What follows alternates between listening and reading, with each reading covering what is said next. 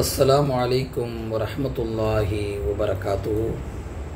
நாளை மறுமை நாளில் அடியார்கள் தங்களுடைய அமல்களுடைய கூலிகளை பலன்களை பார்க்கும்போது அதிலேயே ரொம்ப அதிகமான கூலி எதுக்கு கிடைக்கும்னா, அவர்கள் உலகத்தில் அல்லாஹ்வை நினைவு கூர்ந்ததற்காக, அல்லாஹ்வை திக்ரு செய்வதற்காக தான் கிடைக்கும் என்பதாக நாம் ஹதீஸில் பார்க்குறோம்.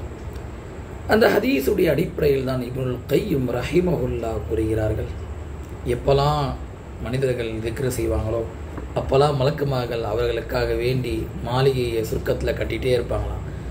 இவங்க திக்ரை ஸ்டாப் பண்ணும்போது அவங்க மாளிகையை ஸ்டாப் பண்ணுவாங்க, இவங்க சொல்லிகிட்டே இருக்கும்போது அதை கட்டிகிட்டே இருப்பாங்களாம். சுப்ஹானல்லாஹ்.